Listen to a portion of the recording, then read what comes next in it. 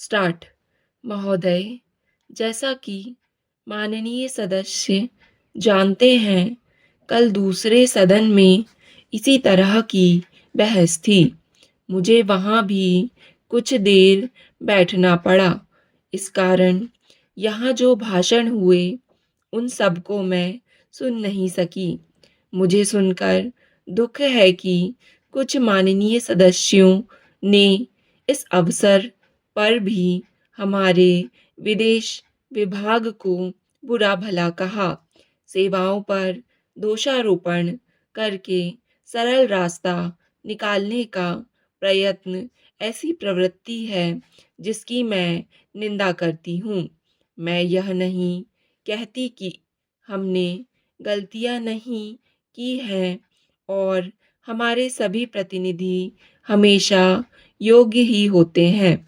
जब गलती हो तो हमें उसे अवश्य बताना चाहिए, लेकिन सदा आलोचना करते रहने से निरुत्साह पैदा होता है और मनोबल गिरता है। हमें उन औजारों को ही कुंठित नहीं कर देना चाहिए जिनसे हमें काम लेना है। देश और विदेश में हमें काम तो करना ही है। हम अच्छी तरह जानते हैं कि पाकिस्तान के शासकों को दी गई हर सहायता बांग्लादेश के निर्दोष लोगों के विरुद्ध इस्तेमाल की जाएगी। इस अवसर पर हमारे प्रतिनिधियों ने परिश्रम से बहुत अच्छा काम किया है। प्रस्तुत परिस्थितियों में वे जितने प्रभावी हो सकते थे हुए हैं।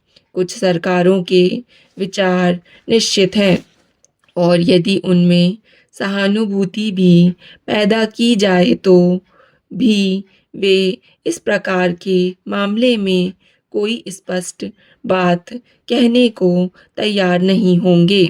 मैं कहना चाहूँगी कि उनकी हमारी उन सेवाओं ने जो वर्तमान स्थिति से निपटने में जुटी हैं, साहस और समर्पण का परिचय दिया है। यदि कुछ माननीय सदस्यों को गाली देकर और सरकार पर साहस, दिशा और यहाँ तक कि समझ की कमी का आरोप लगाकर कुछ संतोष मिलता है, तो मैं उन्हें इससे वंचित नहीं करना चाहती। कुछ सदस्यों के लिए हिम्मत का अर्थ गले की ताकत और भावुकता की भाषा है। काश की जिंदगी इतनी ही सरल होती। इस सरकार में बहुत से दोष हो सकते हैं, लेकिन उसमें साहस की कमी नहीं है, ना ही यह आवश्यकता के अनुसार जोखिम उठाने से डरती है। जैसा मैं बहुत बार कह चुकी हूँ, हम इस स्थिति या किसी भी स्थिति के केवल कानूनी पहलू की चिंता नहीं करते। हम चिंता करते हैं केवल एक ही बात की, और वह है हमारे राष्ट्रीय हित, सुरक्षा और स्वाभाविक रूप से बांग्लादेश के बहादुर लोगों की सुरक्षा।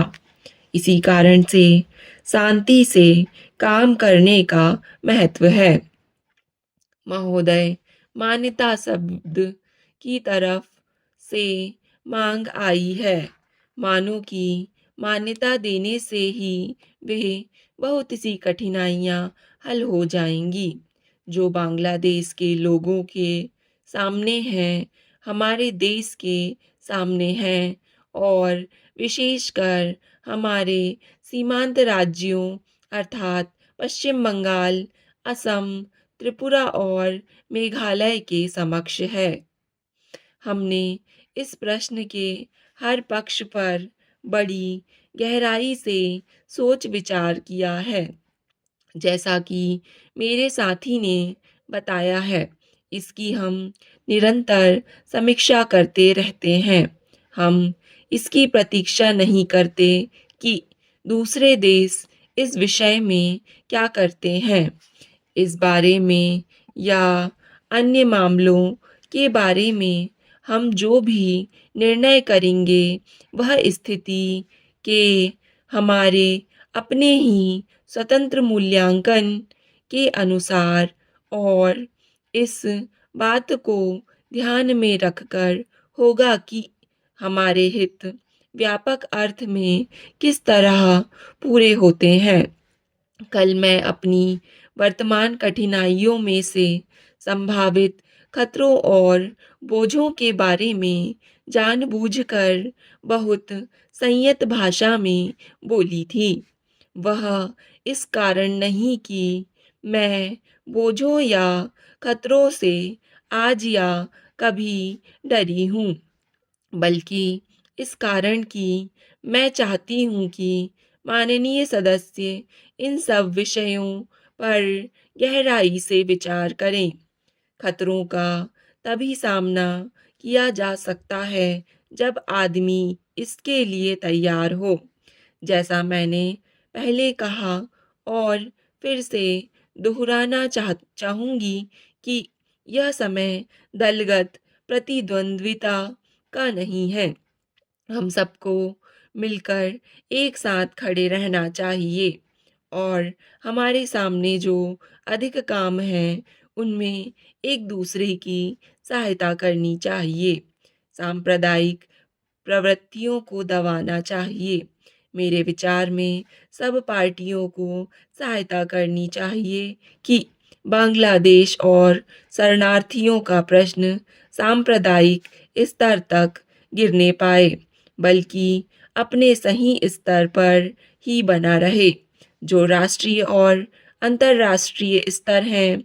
मैं इन प्रश्नों और अन्य घटनाओं के बारे में विरोधी दलों के नेताओं और सदन के अन्य सदस्यों से संबंध बनाए रहूंगी।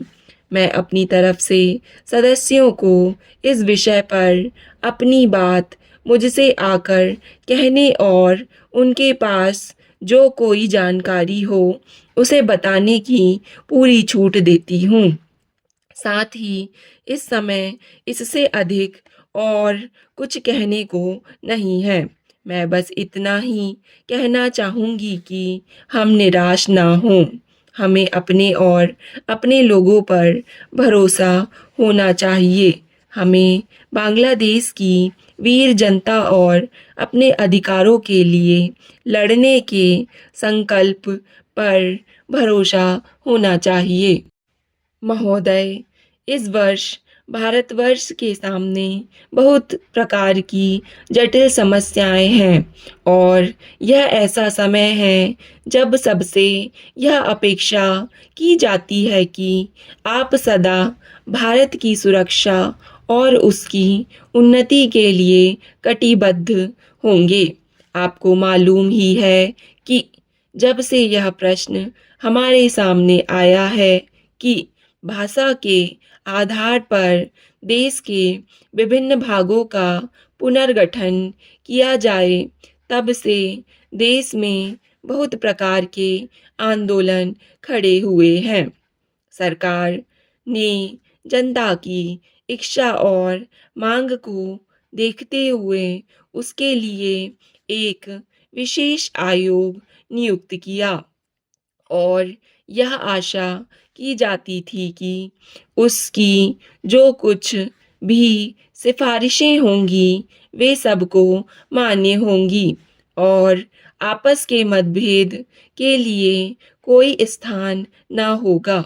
इस संबंध में सरकार ने जो भी निर्णय किए, उनमें से अधिकांश निर्णय सर्वसम्मति से ही हुए हैं, परंतु दुख की बात है कि एक दो स्थानों पर मतभेदों ने एक ऐसा रूप ले लिया जो देश के लिए वांछनीय नहीं हो सकता।